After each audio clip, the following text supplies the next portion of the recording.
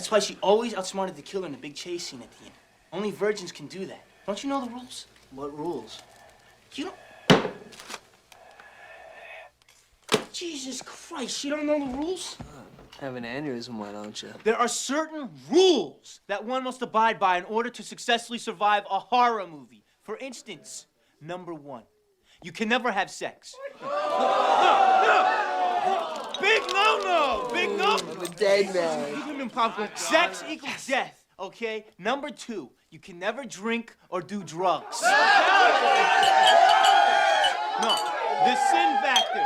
It's a sin. It's an extension of number 1. And number 3, never, ever, ever, under any circumstances say, I'll be right back. Because you won't be back. I'm getting another beer. You want one? Yeah, sure. I'll be right back. You see, you push the laws and you end up dead. Okay, I'll see you in the kitchen with a knife.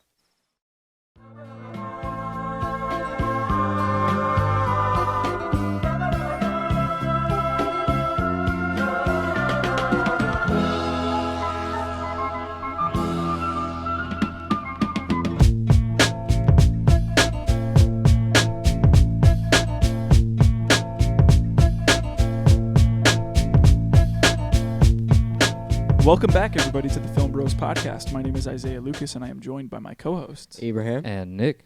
How you guys doing tonight? I'm okay. Sound a little hoarse over there. I knew it. I'm a little congested, but I feel good. Okay. I'm just a little under the weather, so I'm sorry if I sound gross. Yeah. But I feel good. It's just the weather changing. I think it's affecting me. Is that and that fire that was in the slough? That fire smelled rancid, bro. Yeah, it smelled like rubber. It was so bad. Did you smell it last night? I did not, no. It was a bad smell. It was going on for a good hour and a half, that fire. Yeah. And then I got home probably about midnight, and it smelled horrible. It was, yeah. Lungs full of rubber, man. So, yeah, I feel good. I mean, I'm okay. I feel a little under the weather, but I'm good. Glad to be here with you guys. All right. Good. Cool. I'm good. Nothing to report back. My life's regular. Have not been getting spooked, though. We've had spooky. Well, actually, we had a spooky night recently, and we listened back to some of the soundtracks for like The Lighthouse. Oh yeah. And it genuinely, I was like, oh gosh, I forget how like good that soundtrack is and how creepy it sounds. Yeah, I think the same for a film like Hereditary. Hereditary, and, like, just how scary just the soundtrack is alone. Yeah. That was me for the Vivitch. The Vivitch. Yeah, definitely. The Witch. The soundtrack for that one too. That one is one that's scary unsettling. for me. Yeah. Yeah. So that's the only time I've been scared, though. And Halloween is literally in what, a day? It's today. Today? Oh yeah. Yeah. Oh, I checked my watch. You said, "Oh yeah," by my calculations. Got to put a new battery in.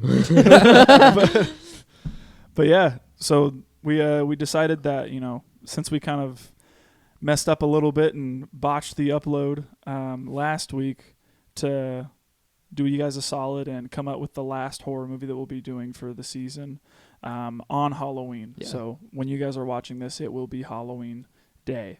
And we're going to be talking about a movie that I believe was a first watch for all of us, if I'm not mistaken, which is Scream. It came out in 1996 and was written by Kevin Williamson and directed by Wes Craven, who is a very prolific horror director. He's the guy that came up with A Nightmare on Elm Street, and I believe did a couple others before directing Scream here. And he was super prolific at his time because he definitely kind of like revitalized the horror genre once with A Nightmare on Elm Street and scared audiences for years, and then come out with something like this. And I feel like he kind of like revolutionized it again after like finding out that you can kind of like poke fun at certain tropes and all that stuff, but still have something that is like scary and something that is wholly genuine and original. And I have to say I enjoyed it. I thought it was fun while it was on, and I had a good time. I can't say that I was necessarily scared. No. But I had fun watching it. Yeah. It definitely exceeded my expectations in a lot of ways. I knew that it was going to be meta. I didn't know how meta it would go. It went pretty meta. I mean, for real. Like, they were...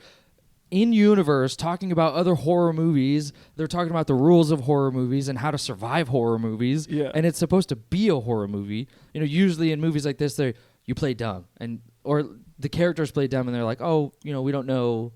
This is like a whole new experience. We don't know. Yeah. But these people have been watching horror movies, and they know very well everything about them. Yeah. So it's a really interesting take on characters who are intimately aware of killers and all the things how that to you survive should, them. Yeah, and like all the things you shouldn't do. Right. But still falling into those tropes. Yeah. Yeah. You know? And it's a very beautiful balance between I won't say scariness, but of like genuine like tension building, and then also like comedy that comes with it. Yeah. And all the dialogue that comes with it, because it is kind of that whole like, well, people they want you to think it's a real slasher movie. Yeah. Because it kind of is in some ways, but it's also like, okay, this could be very funny in the way that this is delivered. Yeah. Which I really enjoyed a lot of the movie. I didn't think I would like it as much as I did, but I did. Yeah.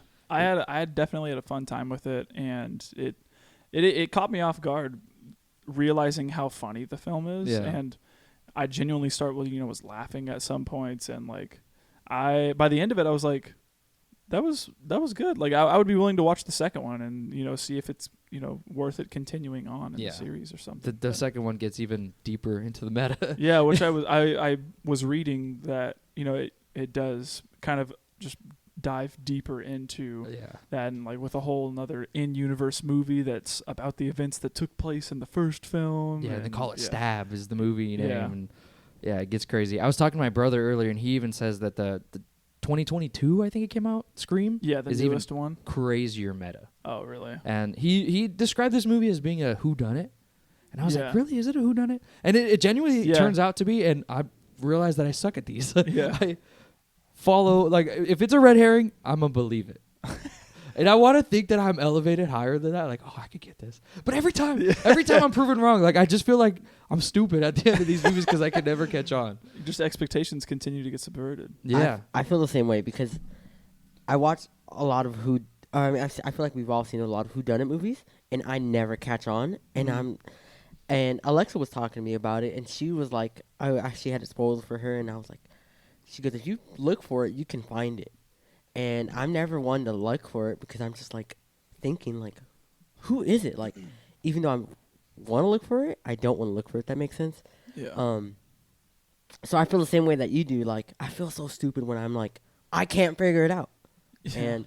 And this one was one that I was like, I kind of figured it out, but then I didn't figure it out at the same time. I had some parts of it right and other parts wrong, and I didn't know how it all connected together until the very end. Yeah. What about you? Did you know? Were you genius enough? So 200 IQ to figure it out? I definitely thought it was Billy. Like For the sure, entire time, 100% I was I thought like, Billy. Billy is for sure sus. But then whenever it shows that he dies, I was like, That blew oh my shoot, mind. well, Can't be him. yeah, dang. And then after a while, I started, I'm watching people get chased and stuff and everything, and like that whole sequence where she's trapped in the Jeep. Mm-hmm. I was just like Locking the doors. yeah, and I was thinking about it, and I was like, with the way that like people have been dying, like there's no way that it could have been just him. Like it has to be two people. And then I started thinking about Stewart and like where he's been this entire time, like because he just disappeared. And I was like, well, then like it has to be him, right? Like if it's two people, then it has to be Stewart. And then Billy comes back to life, and I was like, okay, dude, it's both of them for sure. He really commits to. He falls down those stairs. Yeah, and then does this is the same blood they use in Carrie, corn syrup, and licks it and stuff and corn everything. syrup, Yeah, I was like, all right, cool. Yeah. Oh man. But yeah, I'm excited to dive in and to unpack it a little bit. I think first I want to ask you guys. Well, first off, I think this film was streaming on Paramount Plus. Yes. Yes. So if you have that streaming service, check it out.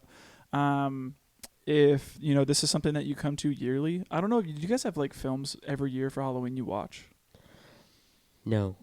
I know like one for me is The Shining. Like Yes, I always know you were watch. talking about that. Every time October comes around, I always watch The Shining, and I always watch Beetlejuice. Oh, Beetlejuice.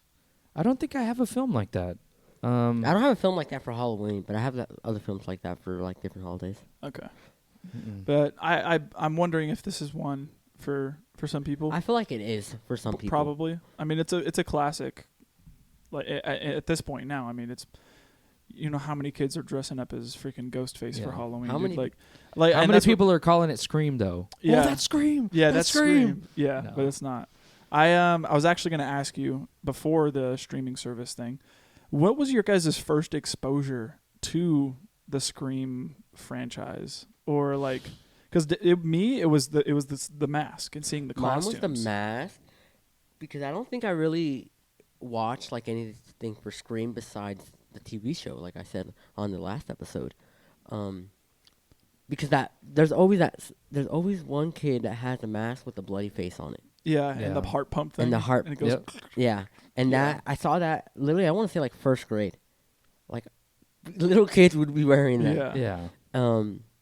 But genuinely knowing about who he was, probably not until like eighth grade, like when I dug into that show. Okay. I'm gonna be honest. I really a novice when it comes to the Scream franchise. When the only thing I knew was Ghostface, obviously, but just the very basics of what he looks like. Yeah. I didn't know anything about the film until I was watching a Rhett and Link Good Mythical Morning episode, and they were pairing snacks to where the movie it came from, and one of the snacks was a popcorn thing that's popped. Yeah. And I was like, what the heck? I don't know how this, and it obviously was for Scream. Yeah. And then they tell you where it comes from, and you're like, oh. So that's the only really true exposure of the film I've had. Okay. And that was like literally weeks ago. Oh, okay. So it was pretty recent. Otherwise, I've heard nothing. Yeah, I think the only exposure I ever had was just the costume, and like seeing kids wear that stuff around Halloween, and always just being like, it's some, it's on the level of like Friday the 13th, and Yeah, like a slasher film like Texas Chainsaw Massacre, and Right. yeah. You'll always have someone at least dressed up as Jason or as Freddy Ghostface. Krueger. Yeah. Yeah, I just or- figured it's one of those iconic. like horror slasher characters. Yeah. That could Yeah. never die. Yeah. But Yeah. it's a lot different. Yeah, and I am excited to dive into it with you guys. Very So true. let's start here with the first category, which is favorite scene. I have to say, off rip, the intro. The intro is amazing. Yeah. Yeah, with Drew Barrymore, which I was kind of I had my expectations subverted because I had always seen her in this movie, or seen like, stills of her where she's like crying on the phone and stuff and everything, and I'd always thought that she was like the lead. I mean, I always had this expectation in my mind that she was the main person. The movie starts off with her. She's even on the poster. Yeah. Like, I would assume that the movie was going to revolve around her. I believe she was a pretty big actress at the time as well. And then, I'm sitting there watching this, and I'm enjoying it. Like, she gets on. She's making popcorn. Gets a call, and oh, it's wrong number. Hang up. Keeps calling back, and then this guy's like, oh, I want to talk to you. Like sleazeball. Yeah, and he's like, what's your name? Oh, I got want that to take rave. you out. Blah, blah, blah, all this stuff. What's your favorite horror movie? Like, all this stuff. And I love that it quickly divulges into something totally sinister.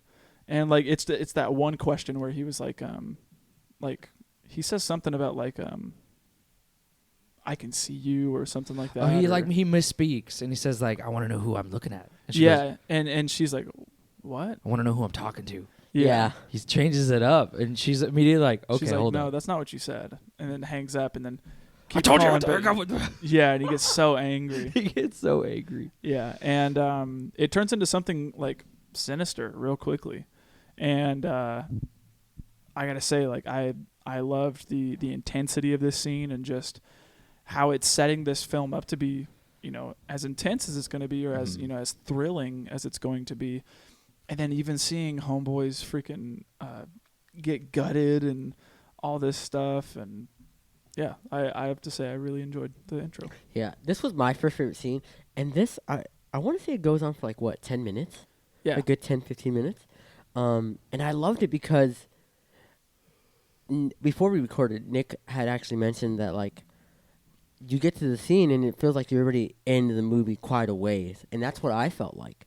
I was like, whoa, like we don't know anything, like, and we're just already getting thrown into this. yeah, Like there's already a a slasher, a killer, whatever you want to call him, and he's already killing people. Like, yeah. and I was like, whoa, no introduction. Yeah. And I kind of like that because with a movie like this, I feel like it needs to be like that to grab you in. Yeah. Because most like slasher movies start off real slow. With, like, a story. It's all set up and stuff, and then the guy comes out of nowhere and he just starts killing people. Yeah, Yeah. exactly. And this did not do that at all, No, which I liked a lot. normally they like build up a character, so when they die, you're like, oh, I was so connected. They died. Yeah. And I think that's they might have leaned on Drew Barrymore as being like, oh, well, she's a A-budget actor. Like, Yeah. of course she's gonna be in it. Yeah. And for her to die later is a subversion of that expectation, which I liked a lot. Yeah. I also like the immediate use of like meta commentary in the beginning where he's like, she says something like, I'm going to call the police or something. And he was like, you don't ever call the police in horror movies. Like, they never show up on time. You're all the way out here in the middle of nowhere and blah, blah, blah. And she says something about like, well, I'm gonna flee or run away or something. He's like, well, where are you gonna go? There's only 2 exits to the house. You're gonna run out the back door or the front door, and we know you're not supposed to run upstairs because then you're trapped in a horror movie. Yeah. Like, and it's just playing on all these like Other unspoken horrors. rules Yeah. that happen in horror movies where like, you watch them so many times and you're like, you're so dumb. Why would you run upstairs when there's a Yeah. guy chasing you? Mhm. Or, why would you hide in a closet or something like that when there's like a person trying to kill you? Right. Like, all these unspoken rules that happen in these slasher films. Even so, Ghostface asked her to play a game, which is asking some questions, and the questions that he asked are from other movies. One of the things that I really liked was So funny. who was the killer for Jason? For Friday you the never 13th. watched. And she's like, Jason, I know it's Jason. And I knew that it wasn't Jason, and because my older brother Sal loves Jason Voorhees. Yeah. So I grew up on that. But when she said Jason, I said, "Oh, you're stupid, dude." On the first Friday the 13th, you don't know, like. And when she said it, if you knew, like, I love that. So like Nick said, and you had said, this movie is really meta, and it uses things that you usually won't use in a movie. Yeah. And that's something that I really like from the get-go. I Yeah. enjoyed it a lot. Mhm. Yeah, I like that it's not afraid to poke fun at itself. Yeah. And it's not afraid to recognize tropes in horror movies and then use those to kind of make jabs at the horror genre as a whole, but then also like itself still be pretty intense. So Yeah. Any Yeah. other favorite scenes here? My next one is quite into the movie. I want to say like a good hour and a half. Yeah, I believe like- mine too. And it's when they Just- say yeah. the rules. Give us some context though. So basically, there's already been one killer. Because who's actually our main character? We haven't even talked about our main Yeah. character. Our main 'Cause it's not character? Drew Barrymore. We It's get not Drew Barrymore. her name is is- Sydney. Yes, Sydney. Sydney Prescott, played Yes. by Nev Campbell. Campbell. Yes. And Which I gotta say it on here. I don't care. She's a baddie. I hate. She's a baddie. It makes that song by The Weeknd, Snow Child, hit that Dude. much more. Make her scream like Nev Campbell. Is what Yeah. the line says. I thought you were gonna do it. I was about to, but I can't with my voice. I Sparing our can't. ears. Yeah. Oh, true. Um, So she's got like a group of friends. she It's has a group almost of friends, and the group of friends is Billy, and then you have Stu, Randy, Tatum, and basically you have, it's just a group of friends. And basically a little backstory about Sydney is, her mom was R-word and Yeah. killed, and literally a year before all this is happening. So she still has like that PTSD of what's happening, and it's just like she says in the movie, all the news reporters are doing, it's just a lot for her. So basically, Casey and her boyfriend Steve, I believe is her name, are killed by Ghostface in the very beginning of the movie. And we get to the next day, and it's at school. The news reporters are there, and then we finally get to see Sydney. We get introduced to Sydney and all the rest of the group. And basically, they just go on with their day that day. And Sydney goes home, and her dad is actually on a work trip. Yeah. Yeah, I- he's doing. He says that he's, leaving For a work some trip. work trip. So she's home alone, but she obviously is scared. So she calls her friend Tatum, like, "Hey, let me stay with you until Sunday. My dad comes on Sunday." Blah blah blah. And Ghostface shows up in her house. immediately. She's being immediately. targeted, Yeah. pretty much. Yeah. and scares the crap out of her. I mean, who wouldn't get scared of that? And Now, is the cop Dewey? Is that her brother? that's No, Tatum's it's brother. Tatum's brother. Tatum's brother. Okay. Let me say this from the get go. I hate Dewey. Oh, I like him. Dewey. He reminded me of Ryan Gosling. I literally, yeah, didn't he look like him? David Arquette. Yeah, doesn't he No, kind of look like him? To me, Billy looks that like just old me? Johnny Depp or young Johnny Depp. No. Oh, Billy. Yeah. Billy looks like young Johnny Depp. I literally put Dewey, aka Ryan Gosling impersonator, and then I put Johnny Depp impersonator as Billy because it really I don't- does. in Billy's my not opinion. a bad. Stewie's not a. Dewey. I said Stewie. Dewey's not a bad character. He's just dumb, and I know they portray him in that movie like he's dumb.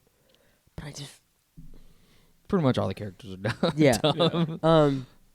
And so getting to the scene about the rules is they finally were like the principal cancels school for the remainder of this time period, puts on a curfew, and Stewart wants to throw a party to celebrate the curfew or to celebrate there's no school, blah blah blah.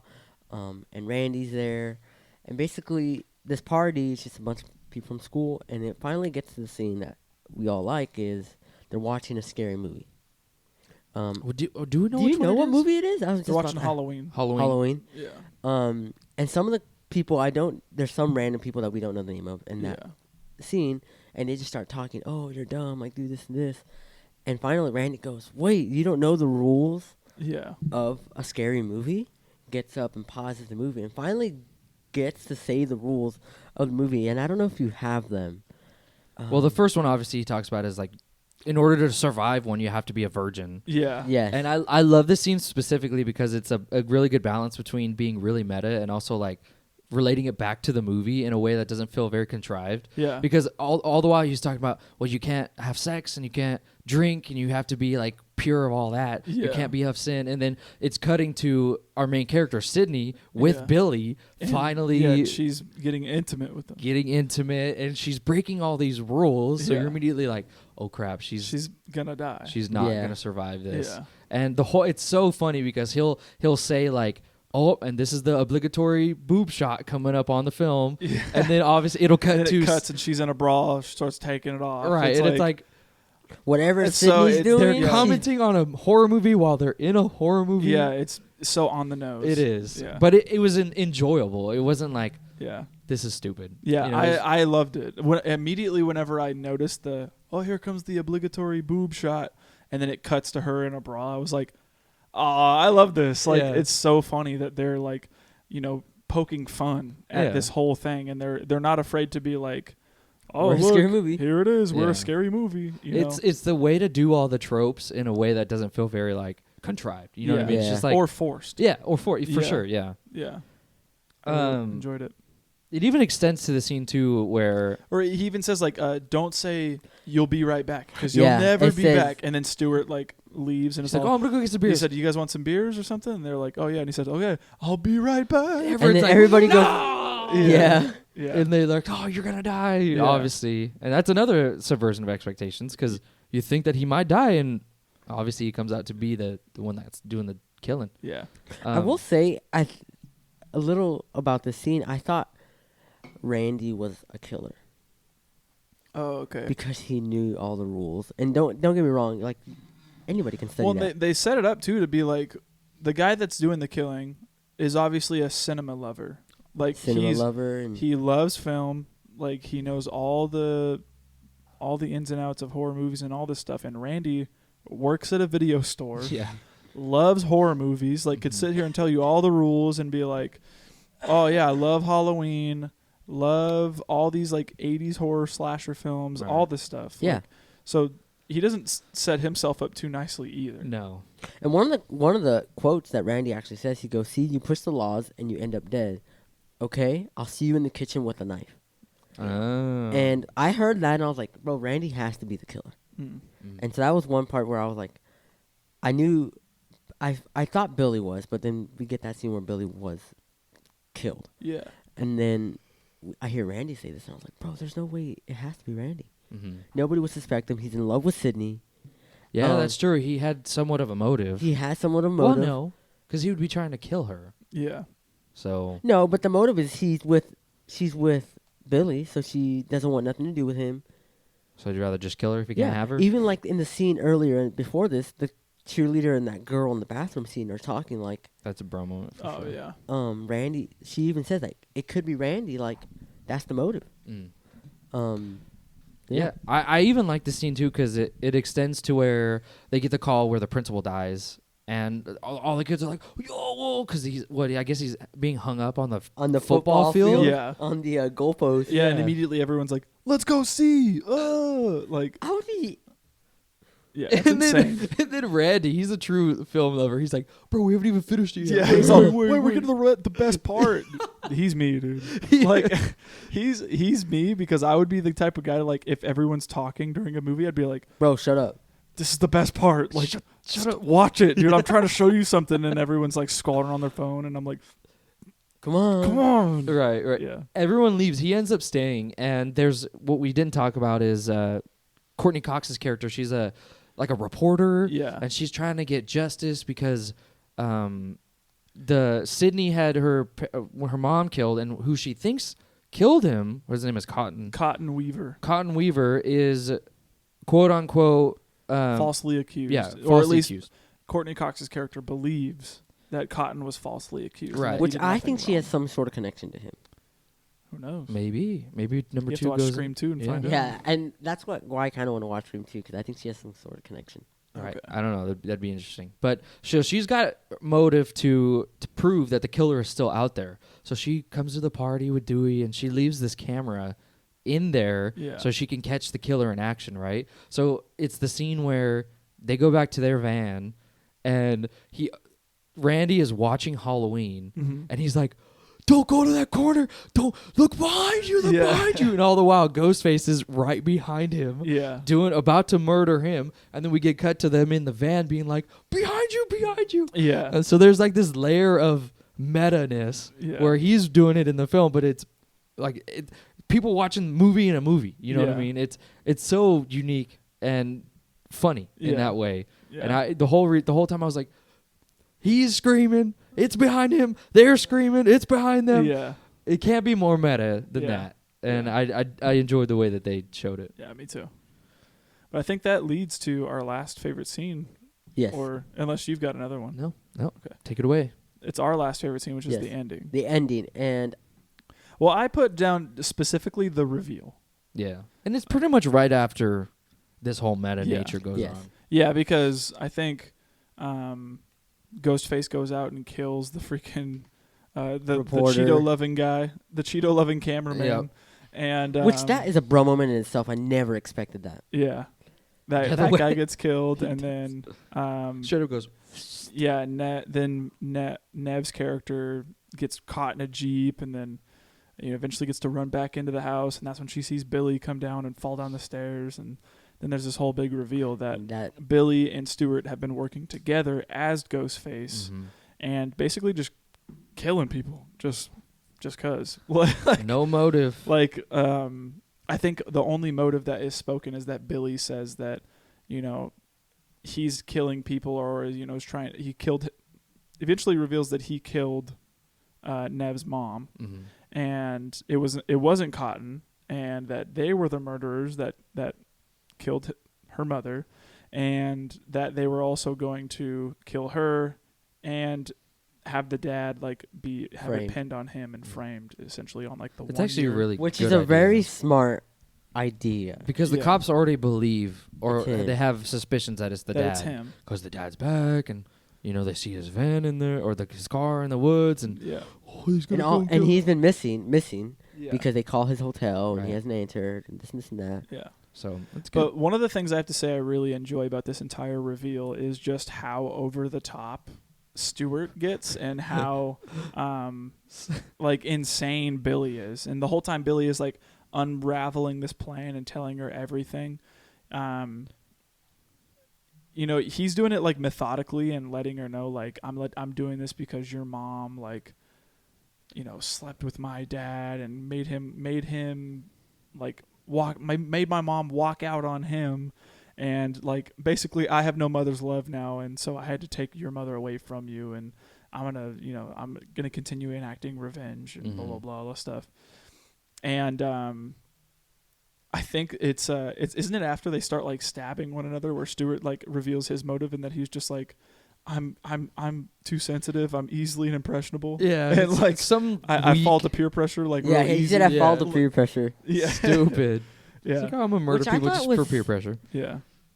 I thought this scene was smart, but I was like, you're stabbing each other just to try to Yeah. get away? You're dumb, bro. Yeah, but I was loving just the overtop nature of Stewart specifically, and like when he's like holding a gun and he's like, "What game we're gonna play now? Where you die?" Like it's just like going crazy and trying to make her feel uneasy, and I started laughing too whenever like they start going like they're gonna stab one another and like Billy's does it first, and so Stewart's like, "All right, come on, give it to me." I was like, this is insane. Like they're just willing to just like take a couple stabs to like prove a point or like to get not this, go to jail. like, to not go to jail. Mm-hmm. And like he stabs him and he's like, don't go too deep. Like just cut me on the side here or something. Then like Stewart goes a little too crazy and then that pisses Billy off. So then he Billy like stabs stabs him a him couple again. more times and he's like, I think you got me like really deep here, man. Like, like It's like they kind of hate each other Yeah, or like- something. yeah, and it turns into something super funny afterwards. Like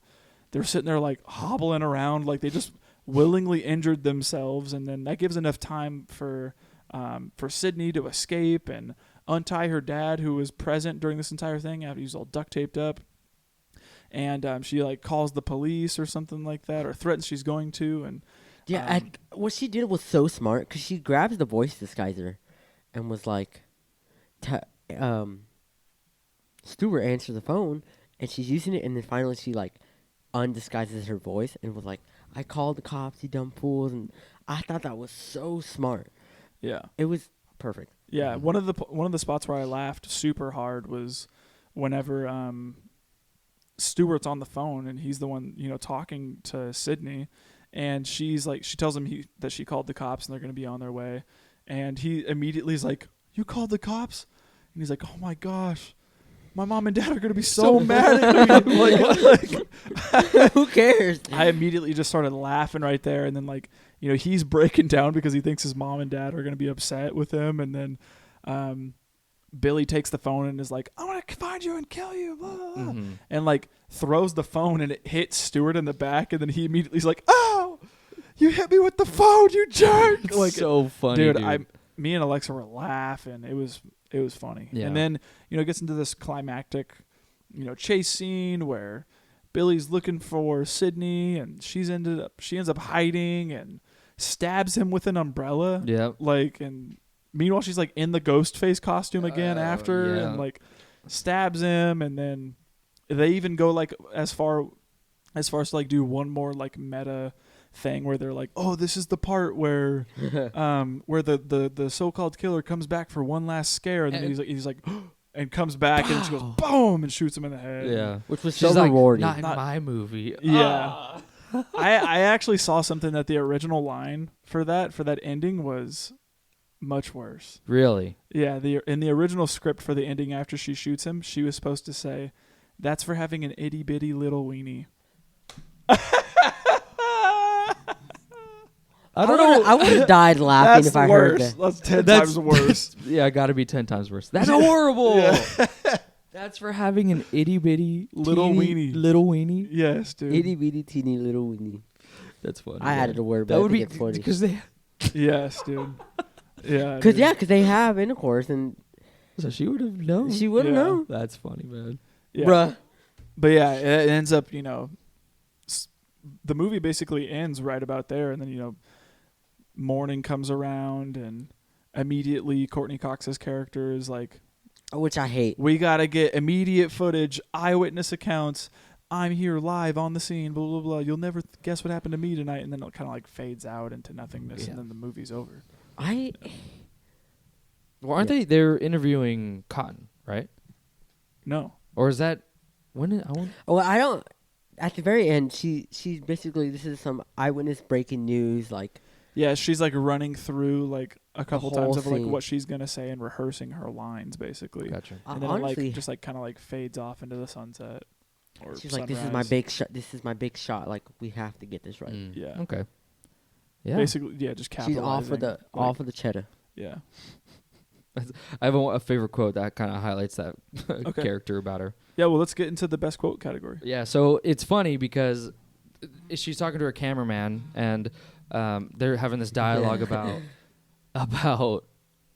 if the killer is truly out there, that means that if they're not going to put an innocent man to death, that she's really doing a great job. And the quote goes, "If I'm right about this, I could save a man's life." Yeah. And then right afterwards, she goes, "Do you know what that would do for my book sales?" Yeah. And immediately I'm like, you position her as being like for the people, like, I'm going to be a vigilante. Yeah. And then she immediately is like, I'm going to get some money. Yeah. That was a bro moment for me because I immediately was like, she's finding any way she can to like make this about her and try to like profit off the situation. Yeah. And she nails that character pretty easily, which I enjoyed. Yeah.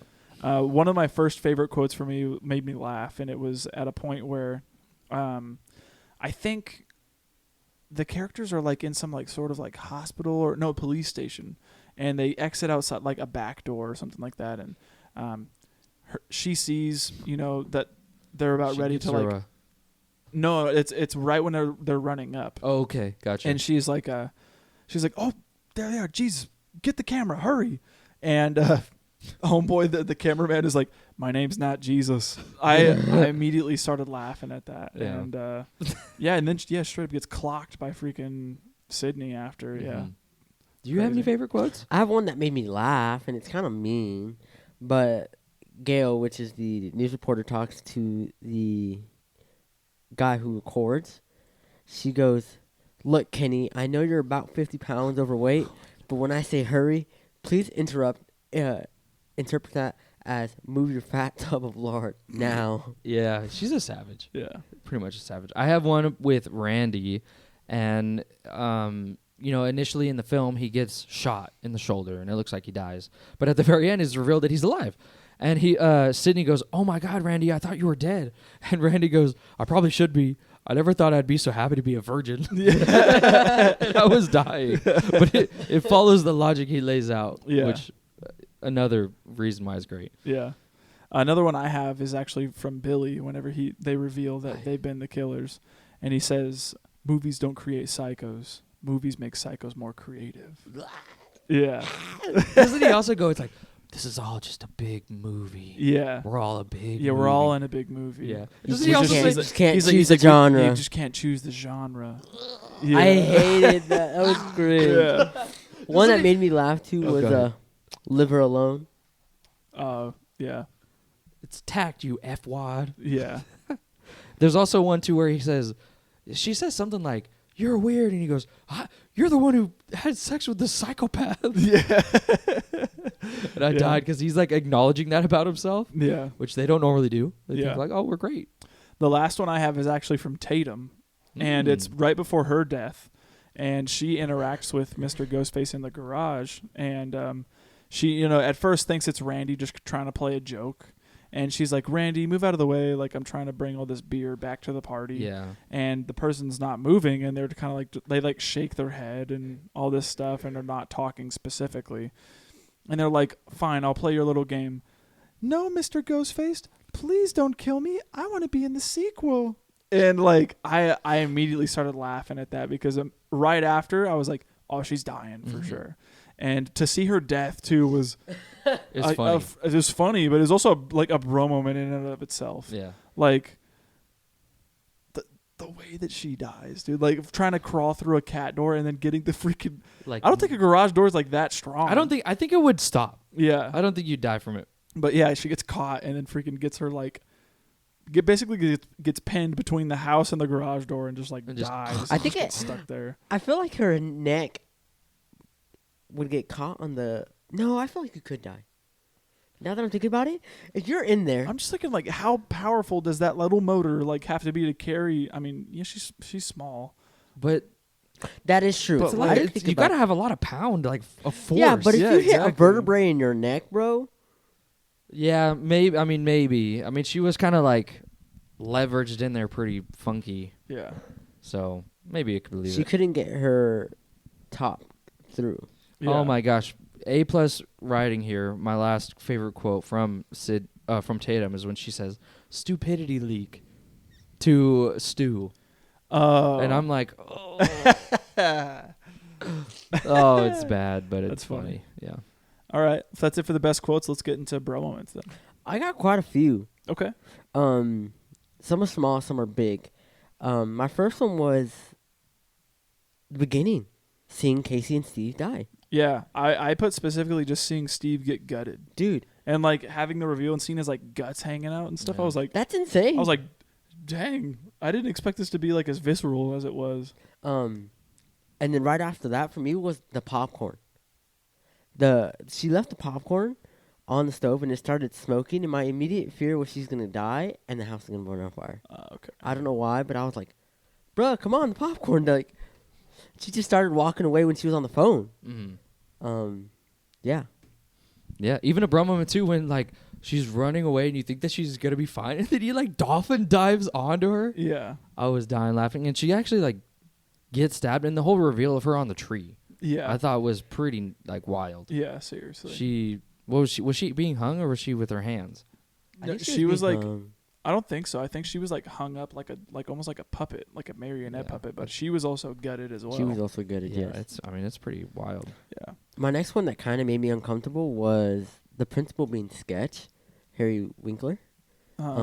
Sydney goes in for interrogation, and the cop's like, "Oh, you don't have to worry," and then he goes to her and goes, "Yeah, you don't have to worry," and I was like,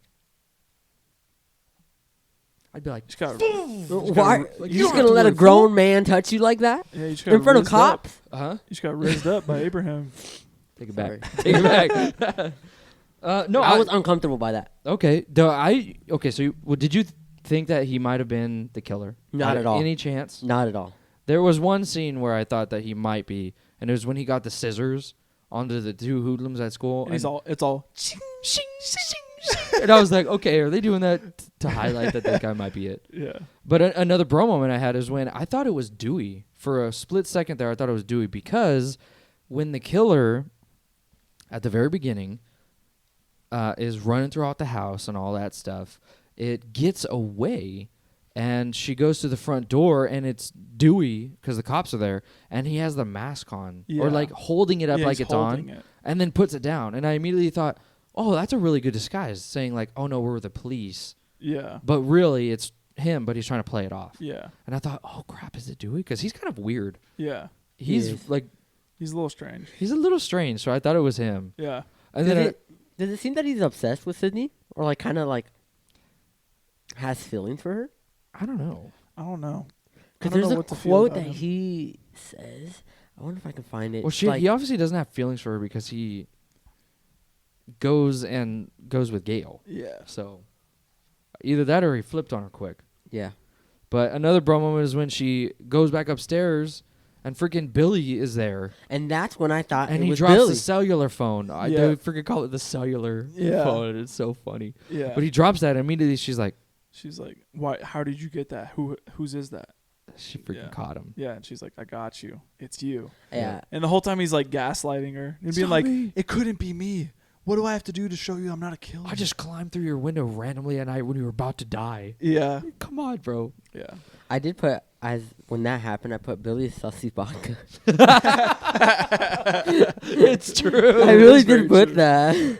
That's funny. Sussy vodka. My next bro moment is when Sydney punches Gail. Oh yeah. Yeah. She gives her a mean hook. Dude, she punched the heck out of her. Yeah, and they Yeah. don't really like build it up. No. They just, you see that she's pissed, and then she hits her, and you're like, why? Yeah. And then obviously, And then you we get- Well, I find think out she why. says something about her mom. Well, Yeah. she's like, she doesn't say anything about the mom, but she says, "How's that book coming along?" And we don't know that she's writing a book about her mom yet. well, it's like about how she's lying and how, Yes. how her Oh. mom is the real one that's like in the fault. She's the Oh, one that's yeah, sleeping yeah. around and all that. So she's probably like, well, you're talking bad about my family. I hate you. Oh, Yeah. Okay. So that might make sense. Yeah, that was crazy. Do you have any other ones? Yeah, I have. We haven't even talked about this. Freaking the principal putting on the mask after he confiscates them, Yeah. and he puts them on and is looking in the mirror and stuff and everything, and being like, putting it on and Yeah. He getting even- scared from his own reflection and all this stuff. Like, it was funny, but immediately, like, when I saw how angry he got at these two kids, like, playing pranks and trying to scare Sydney at school, and then for him to immediately be like, I'm putting it on too, behind closed doors, I was like, Well, he even gets scared too, right? Because somebody knocks on the door. yeah. And then you see a janitor Dressed dressed as like Fred. Freddy Krueger. He's got the Freddy Krueger stripes sweater on. And Yeah. his name is Fred. Yeah. I was told that that's Wes Craven. Is it? I don't know. I was reading There through the is facts cameos. on IMDb, and it doesn't say it, but someone told me it was, and I at the time I was like, "What the heck? That'd be insane." Yeah. Because he also direct the Friday the 13th stuff? Yeah. No, Nightmare on Elm Oh Street. yeah, Nightmare on Elm Street stuff. Yeah. So it's funny that he'd be Freddy Krueger, Yeah. The only other one that but I I'm have, not sure. Don't quote me on that. Yeah, the only other one that I have that we haven't talked about was when Sydney gets caught in the Jeep and homie has the keys. When she locks Yeah. herself in there, and then she's trying to start it, but she can't find the keys, and he's outside. He just goes Yeah. and jingles them. I was like, no, dude, she's stuck in there. Like, how is she gonna be able to get out of this? And the entire time he's sneaking around, unlocking certain doors, and she's got to hold one and try to put her foot on the other one, and the trunk opens, and I was just like, this is intense. This is pretty scary. I wouldn't know what to do in the situation. Yeah. Go ahead. Is it a Yes. thing? Yes. So what it says, director cameo. It says at around 52 minutes, Fred the janitor he's wearing a red and green striped sweater, just like Freddy Krueger from the Nightmare on Elm Street film franchise. Those are actually the clothes from Nightmare on Elm Street. That is sick. Okay. That's really Yeah. cool. So he was there. That's awesome. The next bro moment I had though was when the cameraman dies and he's placed on top of the van and it's bleeding all onto the Yeah. windshield, and they have to Yeah, do the windshield wipers. they have to do the windshield, and then whenever freaking Gail gets in the car and she whips it to make him fly off. I mean, you got to do what you got to Yeah. do. I know, it just killed me when that happened. Yeah. The last one that I have that we haven't talked about is the principal dying. Yeah, that was pretty crazy. Was there a motive for that, or was that just I don't No. know. we're just gonna kill him just to I kill think him? I think it was just to 'cause- kill him. Okay, Yeah. I didn't know why. I thought they might have had a bigger plan.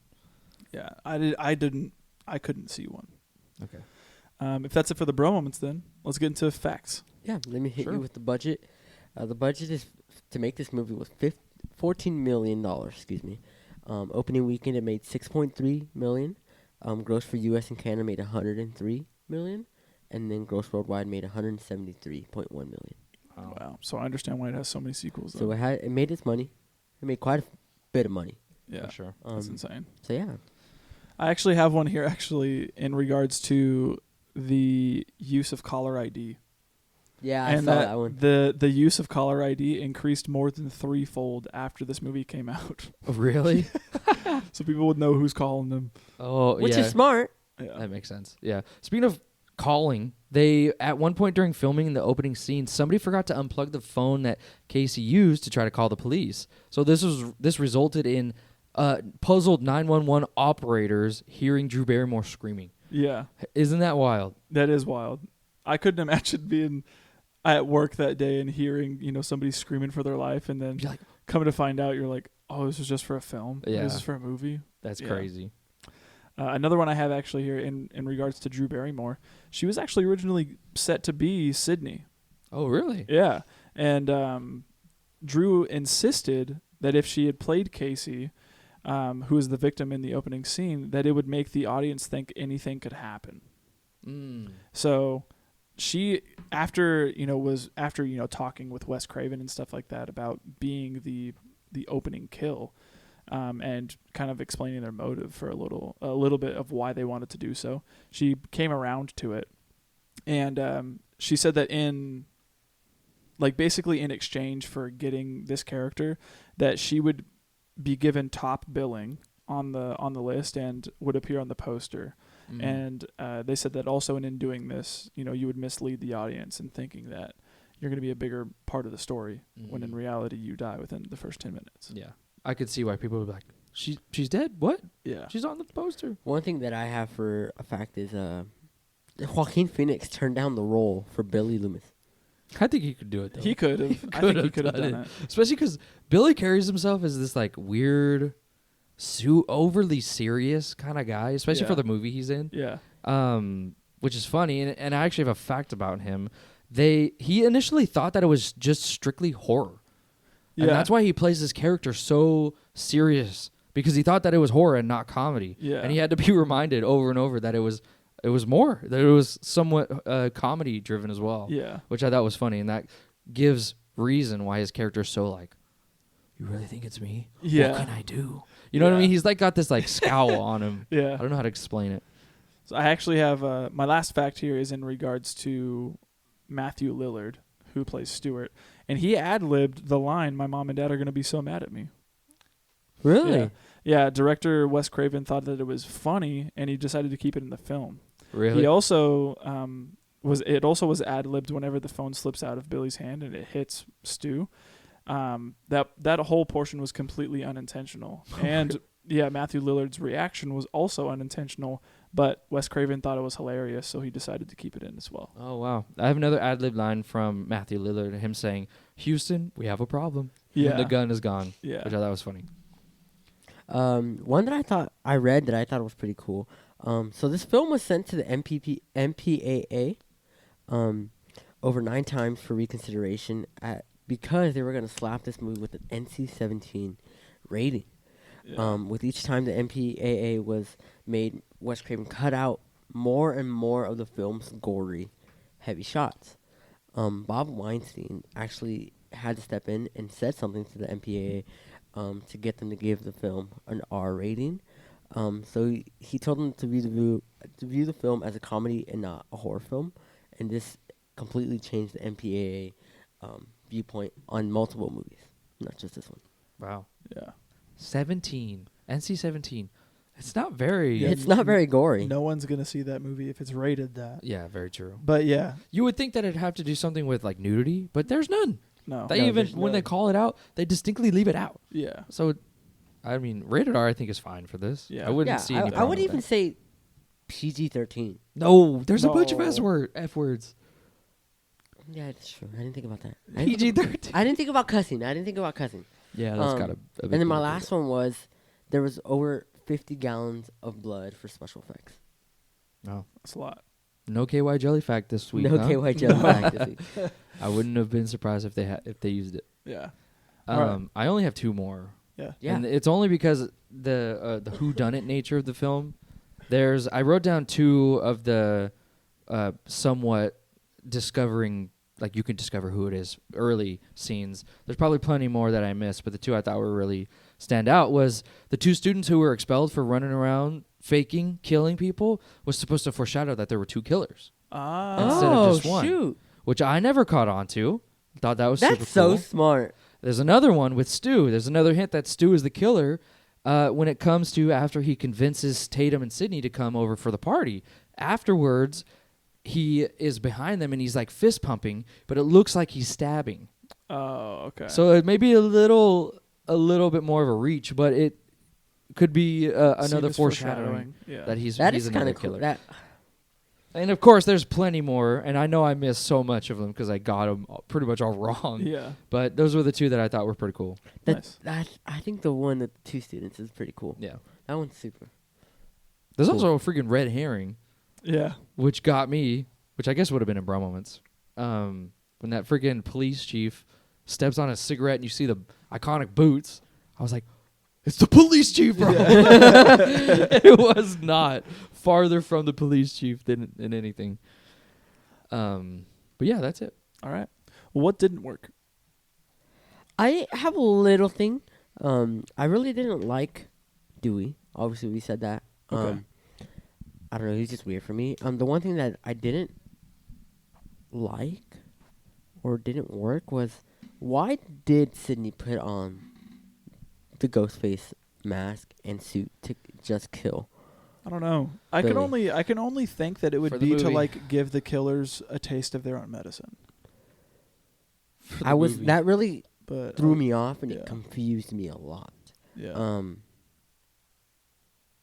I don't know. It's just It's just to be like, oh, you know, she's all She got him confident. back. She's writing her own movie now. You know, Yeah. it's really just like that. For no other reason than just to be even more meta than the movie already is. Yeah. That's the only reason I could think of. Yeah, I'm not sure. I wasn't a fan of that. I wasn't a fan of it either. I was like, To me, there was no point in it that. crosses the line, Yeah. pretty much, and that's I guess one of the biggest things that didn't work for me is that third act ending scene. Because the movie really had that nice balance between meta and also, you know, treating itself somewhat seriously, and I thought it was a really good balance all the way up until it was like, now the characters are making idiotic decisions, and like now the pacing of it was both really, really slow, and also like the character turns were really fast. Yeah. So it was like every decision that was made like lengthened the ending to where I thought it was really unnecessary, some of the scenes. Yeah. And also it was like, well, they were really cunning, the killers, up until this point, and now they're idiots. Yeah. Why would they cut themselves first before like killing them? Yeah. You know what I mean? Like you would kill them and then be like, okay, now let's, you know, make it Yeah. seem like we were survived. You know what I Yeah. mean? Why would they do it? Why would they not do that? I have no idea. It doesn't make any sense, and it's kind of it. You know, it led me to believe like, okay, this is really just like, okay, this is being super meta to be Yeah. meta, and now it's no longer like a serious movie. And I was not really a fan of that. Okay. I'll say I was not scared.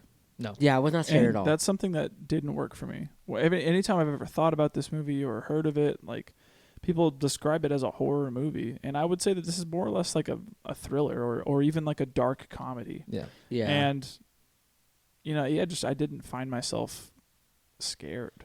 I didn't jump at all. No. I was Yeah, laughing. the jump scares that do happen, like, just kinda- didn't work. Yeah. For me, like didn't get me at all. Even though like the last one at the end, like where like you know it fades out into the sunset and then it's like a like and you see like a little jump cut of Ghostface. Like even then I was just kind of like, oh, when it happened I immediately said, oh, got to get one last one in. Yeah. Like before the movie ends and then credits roll. You know. And then I'll have to say too, like there's no real character development Bless for you. Thank any you. of the characters. No. There's no like arcs for any of the characters or anything like that. Like we don't really grow with them or witness them go through any change or really just develop at all. No. Like they kind of are just like, here's Billy. He is a psychopathic killer, but he's also sexy and he does all this stuff. Mm-hmm. Nev is an independent woman. She's gonna stop at nothing to get what she wants. Like, and there's like, you know, there's no way for me to like connect with the characters or anything because I can't grow with them. Right. You know. So Yeah, it's definitely not that kind of movie, I don't think. I don't know if you guys had this, but there were a couple scenes where the camera looked a little distorted. Okay. I don't know if you guys got that, but especially in the intro, there's like a scene where the camera pans to the left, and everything that's not in focus looks like a fisheye lens, and it looked really distorted. And I was like, what the heck I is happening noticed here? like some like perspective changes. It was like, weird. Yeah, I did notice that a little bit, but I didn't know what to make of it. I didn't know if exactly. I didn't know if it was like a design choice or not. So I was Yeah. like, it just got me feeling that like this is what got me kind of queasy, because it didn't translate to what to how the camera was moving, and I didn't like it. I was like, what the heck is happening here? It happened a couple of times. I wanted to mention that. Okay. And I just put some of the writing was cheeseball, farther than meta. Okay. Like too far in my opinion sometimes. Yeah. Um, Anything else for what didn't work? Okay. Well, what did work? I was entertained the whole Yeah. time. for sure. Yeah. I was well entertained. Yeah. And which is good. I mean, it does the purpose of movies entertainment. So yeah. I liked it a lot. There's nothing really wrong for me in this movie. Mm. And I think a lot of people should watch it because it is a staple for slasher/horror films. Yeah. So I would recommend this to a lot of people. Yeah. I'll echo that too and say that it has good writing for the most part. Like I think that they tend to walk the line between meta and serious comedy. Like I think that they tend to walk that line pretty perfectly. Yeah, I definitely agree. And the movie knows what it is, and it's not afraid to show that and to poke fun at itself. And I enjoy that. It's really hard to do that and make it work.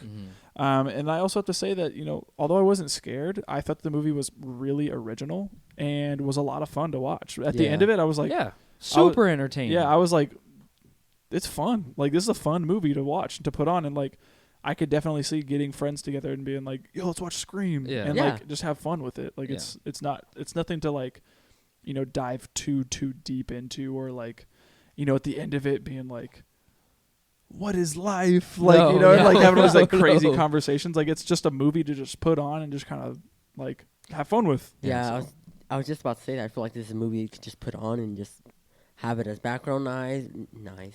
What am I saying, dude? Noise, and just not really pay attention to hang out with your friends. Yeah. And usually when you say that about movies, it's not necessarily a good thing. I feel like, but it could be both. It could be both, but I feel like for this one, it's necessarily a good thing that if you put it on and it's just entertainment. Yeah. For sure, at the very end of it, you feel like you didn't waste your time. Like you actually got some enjoyment out of it because it was fun. It was, you got some scares and all that stuff. But yeah, I really liked it. I actually really was surprised at how much lore they decided to put in here. They didn't really have to do like that whole backstory with Cotton and Gale coming in there trying to be his, like defender and all of that. Like, it almost seemed pretty plotted out because they were like, this has been a year, on the years when you're going to suffer just like your mom did. And I was really surprised at how like much they went to, or how much they went to try to detail the killing out, which I enjoyed. I liked it. Yeah. I also have to say, lastly, I think that this movie has really awesome direction from Wes Craven. Yeah. He definitely understood what the writer was going for in this instance, and I think he delivered like wholeheartedly on what the writer was thinking, and he just understands how to make a good slasher movie. And and again is not afraid of change, and he's not afraid to poke fun at his other work. Yeah. Like, there's literally lines of dialogue in the movie where people talk about how the first Nightmare on Elm Street is great, but the other ones suck. Yeah, the sequel sucked. Yeah, and he's like, he's the creator of those films, and he knows it. Yeah, and he's sitting there watching making a movie about people who say that his movie's previous work sucks. Like, he's not afraid to like poke fun or jab or anything like that at the previous films that he's done, and also just the industry that he got his name from. Mm-hmm. So yeah, I definitely enjoyed the meta nature of it. It just, I think it's what makes this film unique. Yeah. It's what sets it apart from being a regular common horror movie. Yeah, and for what I was reading too, like the slasher genre of horror films really got played out like in the 80s because they were cheap to make, and it was easy. All you have to do is have just some guy that no one can kill, and he just kills people. That's it.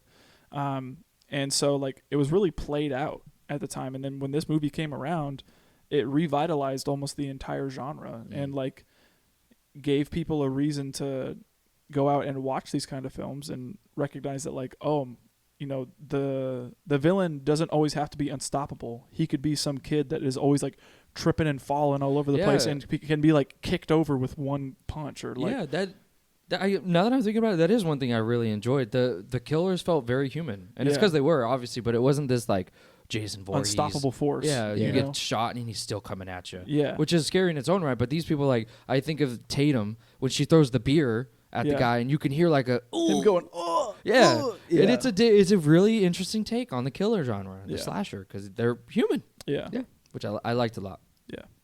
Anything else for what did work? That's it for me. It for me as well. All right. Who wins this movie? I put Neff Campbell. Okay. What did you put? I put Nev Campbell or Matthew Lillard. Matthew Lillard, just because of his acting at the end. Yeah, I love him, man. I think he's good. He's fun. Okay. And I love his over the top nature and just how crazy he gets, and the fact that like the directors were just like, yeah, that's good. Like you're just going for it, so we're just gonna keep it, Yeah. I put Nev Campbell, obviously, or Courtney Cox. Okay. I think she did awesome in this too. Okay. Nice.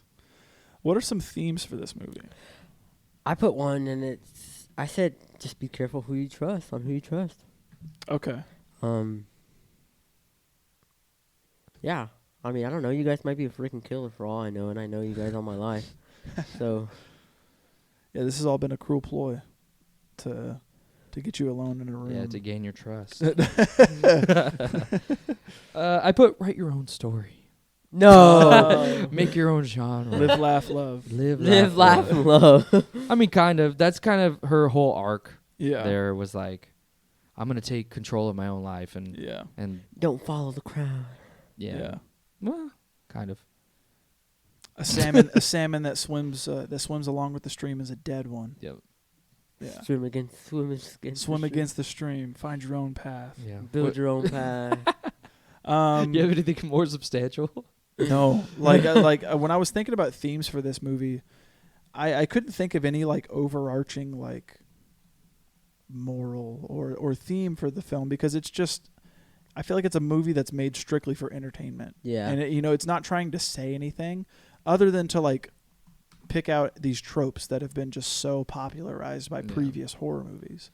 And I feel like that is its whole gimmick. Like that's its whole thing. you know? Yeah. That's the whole thing with the Scream franchise is that it's like we're different because we know the rules and we know that there's all these like unsaid things that happen in horror films and we flip them and turn them on its head. So I don't know if there's any like actual thing that something you could like take away from the film. I don't know. I'm thinking of the characters, how they always, especially with Sydney's character, she,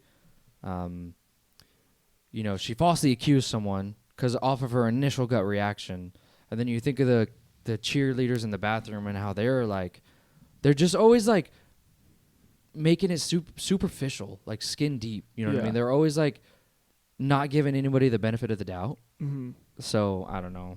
Maybe there could be something there, Possibly. but I'm not sure. Okay. Well, if that's it for the themes, what are we rating this? I'm gonna give this one a nice solid 7. Okay. I really enjoyed it. Yeah. I think it was just a nice, enjoyable watch, and I might go back to it. Okay. I give it a 7. Okay. Me too. Whoa! 7. Let's go! Dude, you should play that. Yeah. Yeah. Overall, good. Yeah, it's an enjoyable film. It has its flaws, but it's there are many films that do, and we still find them enjoyable. So Anything above a 5 is good. Oh yeah. yeah.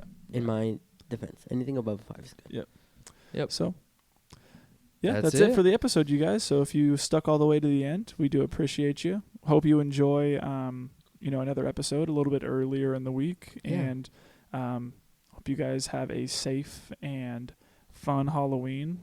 Make sure you check that candy. Yeah. Razor blade. Yeah. I got Dodger tickets in my candy, dude. Like, who the heck wants hand that? them over here, bro. I'll say Who the that. heck wants that? I'll hand them over here. Straight to the trash. But yeah, we do appreciate you guys, and again, we hope you guys have a safe Halloween, and Eat all the Reese's you want because that's the best candy you got. Yeah, on Halloween, calories don't exist. true. So So if you're on a diet, no, you're not. not Until not November 1st. Yeah. Yeah. Other than that, we appreciate you guys.